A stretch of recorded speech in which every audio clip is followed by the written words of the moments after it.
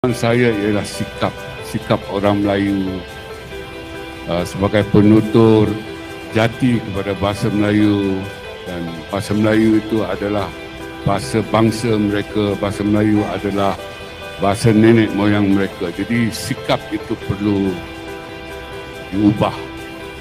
Dan dalam bercakap tentang hal sikap ini, saya ada satu teori.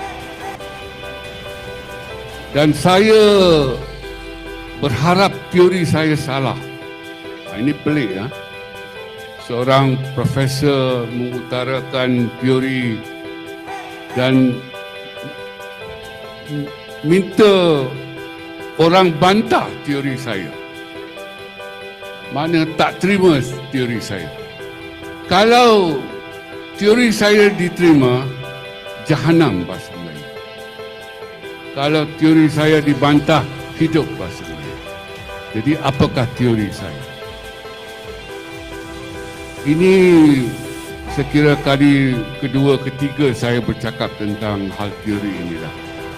Dan ianya diterima baik oleh Tan Sri Rais Yatim yang berkata walaupun pahit, kita harus terima. Tetapi saya kira tidak diterima oleh rakan-rakan pejuang bahasa yang lain. Teori saya ialah orang Melayu, Malaysia, bukan kelompok etno bahasa. Bukan. Jadi apa makna kelompok etno bahasa? Kita lihat orang Cina Malaysia. Orang Cina Malaysia adalah kelompok etno bahasa. Lihat bagaimana mereka mempertahankan bahasa Cina itu melalui pendidikan Cina dengan izin, overprotected.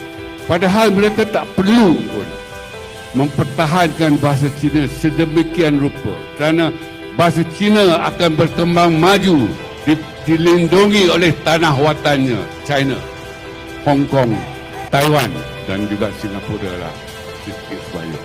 Tak perlu pun orang Cina Malaysia bermati-matian protect the Chinese language, tetapi mereka melakukannya. Saya kira itu dia tanggungjawab etnik lah.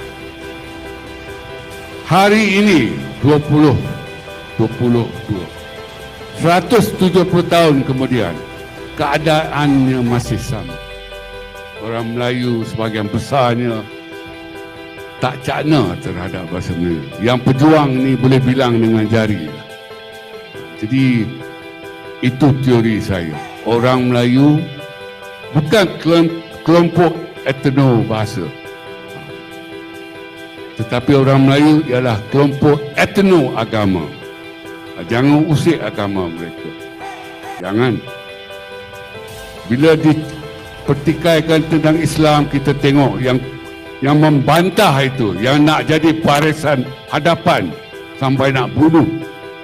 Dan kawan-kawan Melayu beritahu saya, yang nak jadi barisan hadapan tu, dia puasa pun tak pernah cukup, sembahyang pun jarang-jarang, tetapi hina agamanya mereka sanggup berada di barisan hadapan. Tetapi untuk bahasa mereka sendiri ikut memperlekehkan bahasa mereka sendiri. Pernah saya tegur sekumpulan pengamal media ni pada satu ketika dahulu dalam rancangan reality ni, kan kita nak perkenalkan seseorang peserta itu, maka kita kata lihat playback ini, kan playback ini. Jadi saya pun kata takkan tak ada perkataan Melayu untuk playback. Dia kata ada pada belakang. Takkan itu maknanya. Maknanya mereka sanggup mempersendakan bahasa mereka sendiri dengan kata, kalau kita guna playback dalam bahasa Melayu, kita akan guna main belakang, kan lucah kan. Takkan itu yang akan mereka gunakan, tapi mereka sanggup memperlekehkan bahasa sendiri. Jadi saya kira teori saya itu harus ditolak.